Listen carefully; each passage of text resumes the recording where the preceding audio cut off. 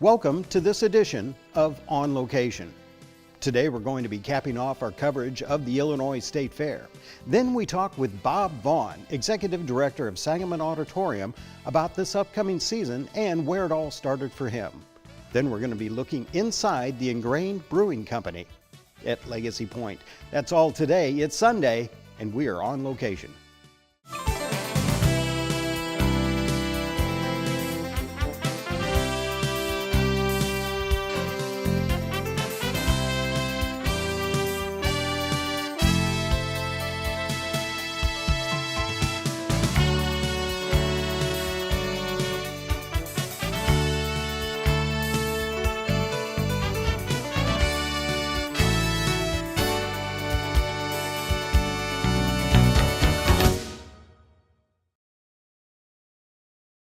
Our first stop today will be at the Illinois State Fair through the lens of the Illinois Information Service. Their dedicated staff was out there videotaping every single day, and here are some highlights. Here is a look at the Illinois State Fair.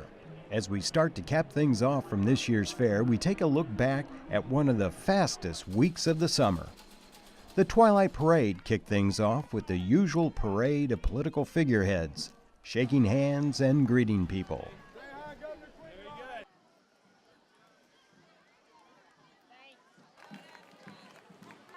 How are ya? Yo! Good to see you. Thank you. Enjoy the fair.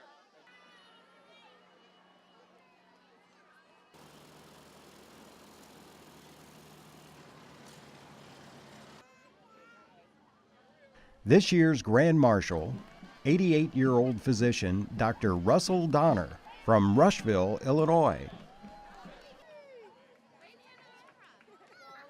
A beautiful evening filled with cheers and bands and tumblers.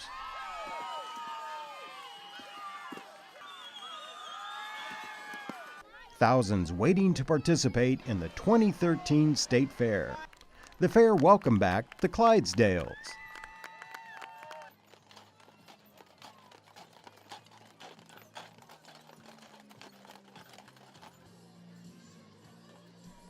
The theme for this year's fair? Where Illinois comes together. Friday morning, the governor cut the ribbon and the fair kicked off in full steam. Let's not forget some of the staples of the Illinois State Fair, like the Illinois Butter Cow. The one thing that everyone wants to know is how do you come up with the ideas for the butter sculpture? And usually we work with the theme of the fair. And Marla told me something about how Illinois flows together, and I immediately thought of water. So I wanted to put a cow in the water, but I was really inspired last week when I came home from the feed mill, because I do live in a rural area in New York, in case you don't know that. And there's this little Holstein cow standing in this puddle of water, and I stopped and I thought, well, she knows how to stay cool.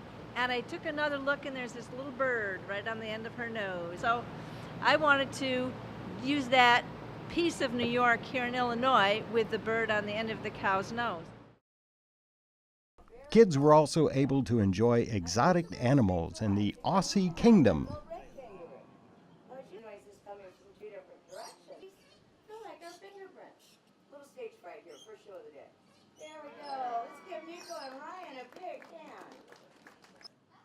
Are the wallabies. It's an albino wallaby. The albinos are extremely rare in the wild. Everyone enjoyed the activities and food of the main street to Happy Hollow, from fries to corn to fried cookie dough.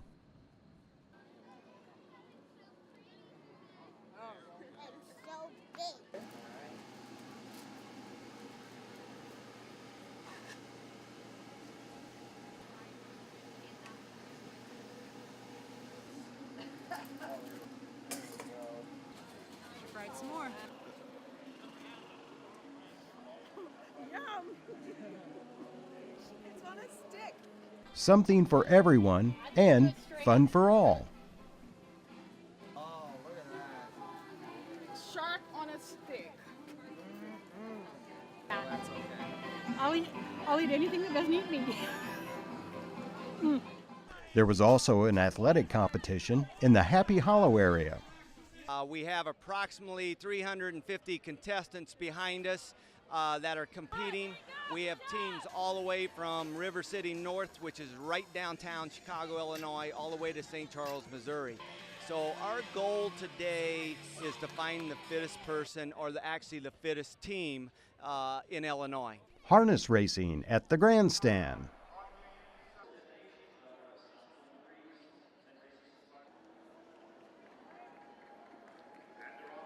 Even a place for the youngsters to learn about agriculture.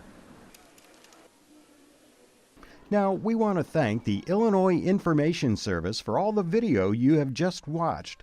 Their outstanding crew was on hand to capture all the excitement every single day of the fair.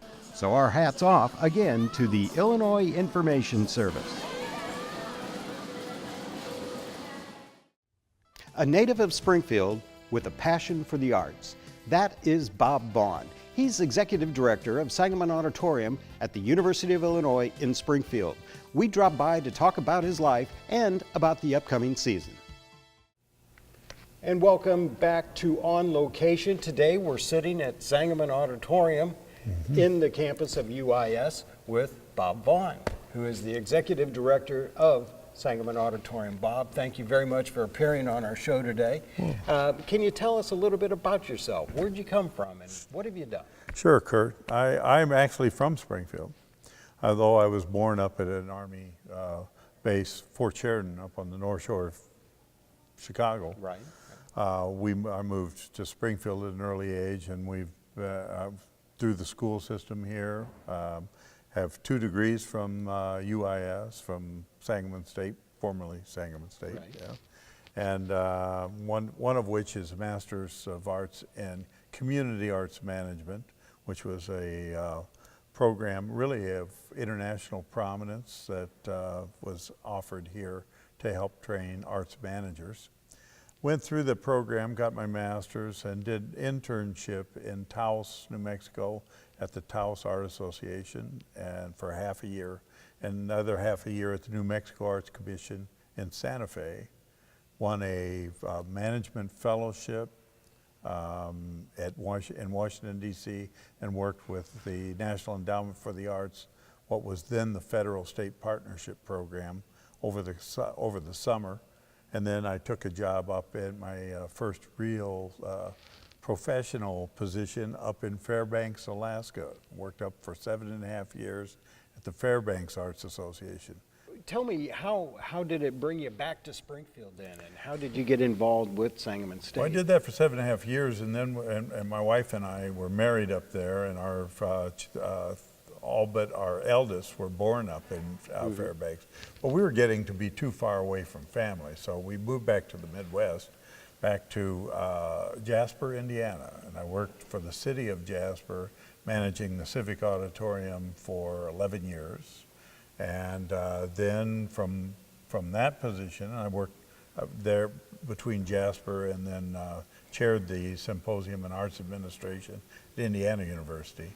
Worked with the School of Music there to present artist diploma candidates and graduate students in concert in small communities in southern Indiana. Then we moved to, I got the position Director of Operations at the Lead Center for Performing Arts at the University of Nebraska. I worked there for 11 years, eventually up through the hoops, up from position to position, finally as Senior Director of Finance and Administration. And from that position, and while I was doing that, I was checking with John Dale Kennedy at national conferences to see how things were going here, and see this as an opportunity to kind of to give back to my alma mater, coming back to Springfield to work in this position. You know, it doesn't really sound like a job. It sounds more like a labor of love for you. It is a labor of love. I don't know that you can do anything well unless that it helps you to find meaning. And this in fact, was a real eye-opener for me, the opportunity to work in the arts in general, I think. So what are your duties here? at Sangamon Auditorium? Well, I select the artists for the seasons. Now, I've delegated a portion of that to my education staff to work in our various education programs, because I don't know that people know this, but certainly in addition to our Broadway series and our visiting artist series and our kitchen sink series and our family series, we have a program called Class Acts, which is a bus-in school series. Right. And in addition to that, we have a program where we work with, it's a partnership with PNC Bank and funded by the PNC Bank Foundation, called Grow Up Great, with the Urban League and the Head Start to work with preschool children to improve their school readiness. And so we have the Grow Up Great program. And then we have partnered with the Kennedy Center, the John F. Kennedy Center for Performing Arts in Washington, D.C., and have a program for teacher ed, so that we do bring in nationally acclaimed artists to work with teachers, and so that those teachers can improve skills to meet their core program, their curriculum. Yeah. Sounds like an exciting time, and this has been going on for a while, though. It has, yeah. The actual facility was built, I think, between 78 and 81, probably, in various phases. But it opened, I think, in the spring of 81, and then continued on the first full season the next year, 81, 82, and then continued on since that time. Various degrees of duration of programming and intensity and number of programs, varied over the years, of course. But, So I'm just speculating, you probably have assisted thousands of children with the higher learning. Well, there's multiple generations, I think, at this point now that have come through that system, have had their first theater experience in the Class Acts program, for example. So I'm really proud of that, and I think the people that really do where the rubber meets the road, if you will, on those programs are Carly Shank, who's my Director of Audience Development and Communication, and then Amy Zepp, who is Creative Engagement and is the assistant to Carly. And so they've been doing the lion's share of the work in that, in operating those programs. I want to talk a little bit about the actual auditorium. How many people will it sit? Well, this auditorium seats, with all seats, 2018. Usually we have to kill 14 seats for a soundboard. We have 4 usher positions. And I came in and was able to put additional seats in for ushers. When I got here, that we didn't have that, and they were sitting in patron seats. So we moved them into special seats. But there were 4 positions I couldn't avoid because of the steepness of the balcony and so forth. So we put handrails in the auditorium. We put usher seats in there. We redid the pit lift, which was a hydraulic system that was leaking a bit, and so we replaced it with an auger system that can stop on a dime and support a huge amount of weight. And the actual auditorium is well kept. I mean, it's just sparkling clean, and it's a beautiful auditorium. It was a nice job by the architect and the theater consultant, the whole team that really put this together. And for a small university to make this kind of a commitment really reflected some vision about the community and how important it was to have community input into the university's operation and helping to supply the necessary funds. Well, besides a giving community, this is a very talented community as well, because, I mean, between the Hoagland Center and the other theater on Lawrence Street, including this, then it's just been a spectacular drive for the city.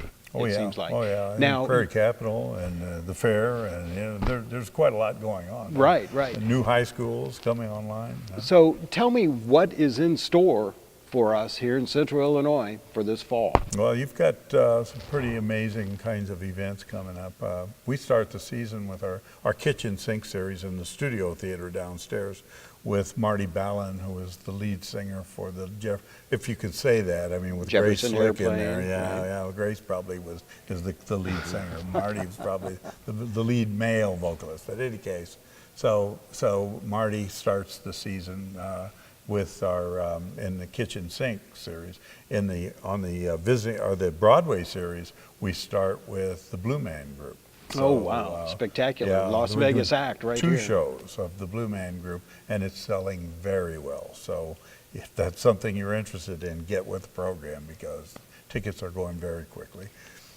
We have in the spring a week-long run of Jersey Boys. Oh, neat. Which is a spectacular show. It's a one of the blockbusters. Mm-hmm. You know, Les Mis and Phantom, and you know, the Jersey Boys is one of those. The joke is somewhat that it may outshine Frankie and the real Four Seasons, you know, over time. Right. We'll see. We'll see. Certainly reach a lot of people, but take nothing away from Frankie. It was amazing. But Sure. we also have Memphis on the Broadway series. We have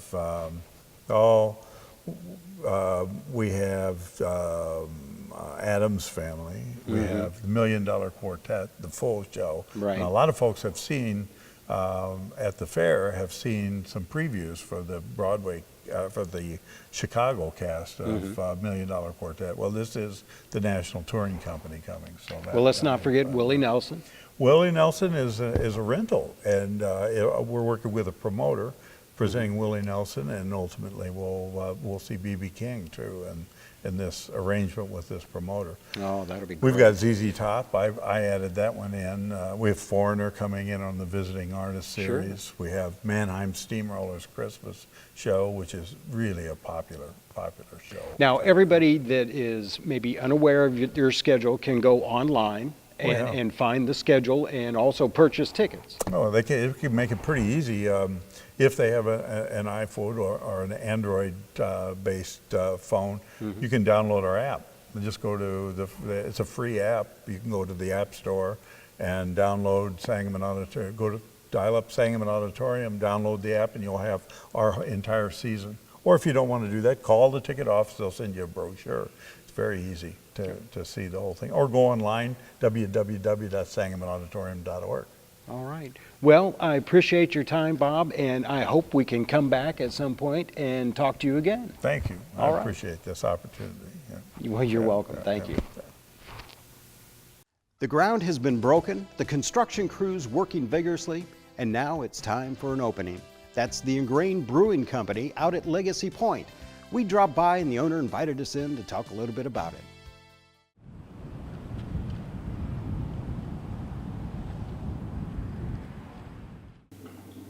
And here we are at the Ingrained Brewery Company that is now open over in the Legacy Point area of the capital city. And today we're talking with Brent Schwer, correct? Correct. Okay, welcome Brent to our show Thank you on for having location. And what a tremendous facility we have here. Tell me a little bit about yourself though, and you and your wife, and how this all came about. Absolutely. So my wife and I live here in Springfield, Illinois. My wife's born and raised in Springfield, and I'm just right up the road from Bloomington Normal originally. About 5 years or so ago, I decided I wanted to have a significant career change and started to pursue this business of craft beer, and decided to go for a full brew pub. And a brew pub, for those of the audience that aren't familiar with it, is a restaurant, full-service restaurant and microbrewery in one. So we make our own beer on premises and sell it, as well as full-service food and fairs. So. And one of the things I've read about your company is that you want to try to make it natural, healthy eating sort of food, That's like right. free range sort of institution. So tell me how you go about doing that. Absolutely. My background's actually from the farm. I grew up on the family dairy and grain farms, and we basically had the lifestyle of if we wanted pork, we raised a pig. If we wanted chicken, we raised a chicken, and that's what I grew up with. And I think agriculture and food to some degree has become a mass-produced industry. And so I wanted to bring this local natural element that I grew up with to our restaurant here in Springfield. And so what we're actually doing is we're working with local farmers. 100% of our beef, pork, and chicken comes straight from local farmers, and we work with those farmers to meet our standards in terms of the animals are pastured, what they're fed. There's no antibiotics, no growth hormones, none of the confinement that you have in some of the large commercial institutions. And so we have all these requirements that of the farmers and what they feed and how the animals are raised, which a lot of them already kind of met on their own. There wasn't Sure. It wasn't difficult to find a lot of farmers that are already using these practices. The same thing that my family did, and most small farmers do. So most of your food then comes from the local area here. Definitely on the beef, pork, and chicken. The produce is a little more difficult because of the seasonality, and so we're working our way slowly towards trying to have more and more local produce, and we're doing as much as we can right now. But our big guarantee to customers is on the proteins, if you will, and then we're trying to work our way forward on the other produce items. So as far as like the actual production of the brew, do those also come from around here, those ingredients from the central Illinois area, or is it more, again, a seasonal thing? Well, for the beer side, the big ingredients are barley and hops, and we don't really grow those here in central Illinois, so there's not really anywhere for me to source barley and hops from locally. There is a few potential local farmers popping up here and there, but for the most part, I have to get those ingredients from other places. But I do as much U.S. sourced product as I can. So all of our malt I buy almost principally from Breeze Malting Company, and they're a U.S.-based company. Okay. They have facilities in Minnesota and Wisconsin, so very much a Midwestern. A lot of their barley comes from the same region, Wisconsin, Minnesota, the Dakotas. And then a lot of our hops are coming from the Northwest and Oregon and Washington. So definitely I try to do as much U.S. product as I can. And one of the things you've also talked about in your website is the recycling aspect of the actual building, I suspect. Tell us, how do you incorporate the recycling aspect into your business? Absolutely. So, and for me, it's even more than that. So when I talk about sustainability, what I'm talking about is how do we reduce our footprint on the environment. And so we've tried to have as many things in the design of our building and our practices, everyday business practices, that make us a sustainable facility. And so one of those is recycling and kind of reducing our consumption of as many things as we can. So we do have, we'll be recycling our food waste, so we'll send that to one of our pig farmers, for the food scraps, even, the carrot peels and items from the kitchen that the chef isn't going to use, all of those food scraps will go to local farmers. Here in the brewery right behind us, where the spent grains come out of the mash tun, those are going to local farmers as well. So that's a little bit of the recycling. We'll also do glass and plastic, which, believe it or not, we actually don't have a commercial service for those items here at this location. So we have to keep our own glass and plastic and take them to a recycling facility. But beyond that, the building has all kinds of sustainability built in terms of reducing our energy consumption, using green materials, whether it's low VOC paints or our refrigeration system is state of the art. It uses a lot less energy because we have one centralized refrigeration rack versus a bunch of individual little refrigeration components. Our lighting is all compact fluorescent. Our exterior lighting is 100% LED, which is the most efficient lighting available on the market. So I could just go on and on. Well, it sounds like you spent a tremendous amount of time organizing this situation. Absolutely. So what type of advantages did you have to come out to Legacy Point?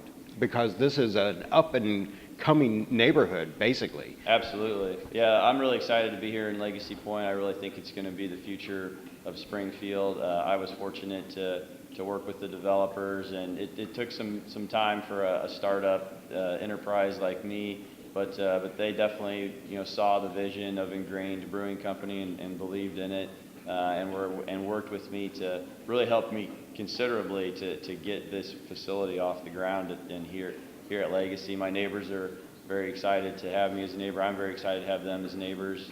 And I think it's going to be a great place. Plus, there's other facilities that are getting ready to go. Isn't there like a hotel that's going to be like next door? Yep. Mainly. There'll be a hotel down the road that will be right next door. So our patrons can crawl over if they need. And then the outlet malls down the road, which will also be on Legacy South down here on this side of the development. So. Another neat aspect of this, how many people did you get off of unemployment, or how many people did you employ, let's say? We've got about 100 employees here, so I'm really excited about the staff. I was really pleased with the quality and the energy of the people that we've hired.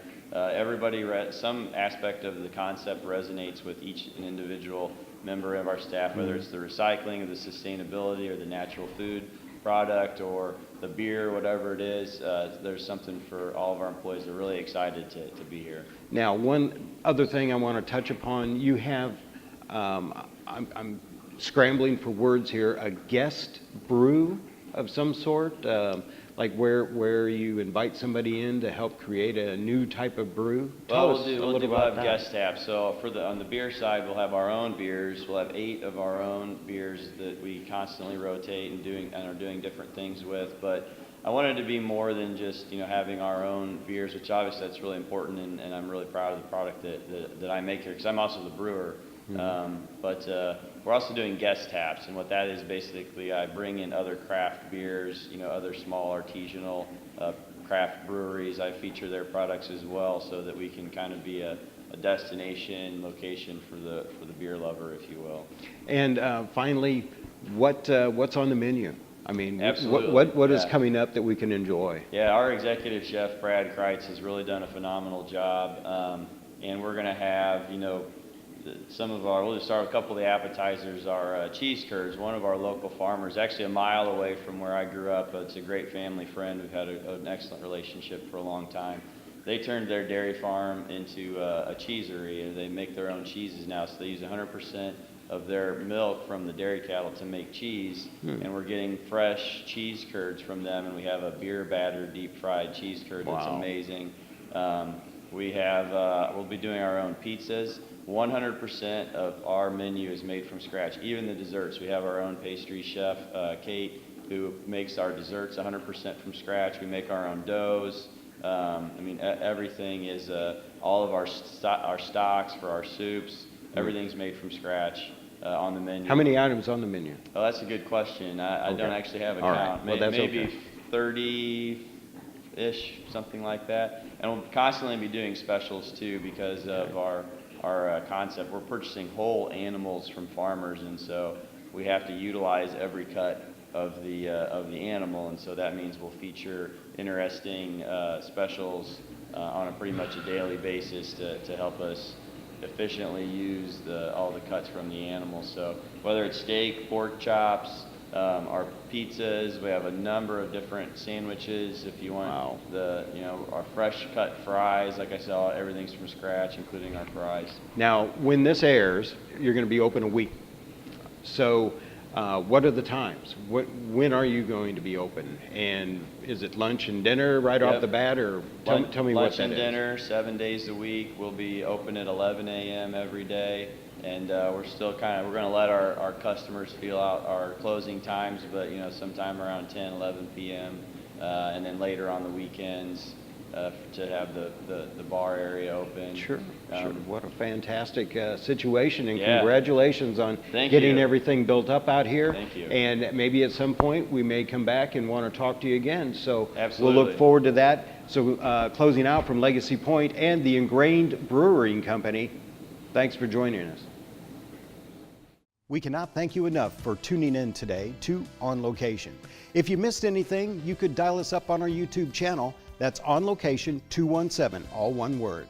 Or you could send us your comments or suggestions to On Location, care of Beatty Televisual, 1287 Wabash Avenue, Springfield, Illinois 62704. Thanks again for joining us, and if it's Sunday, it's on location.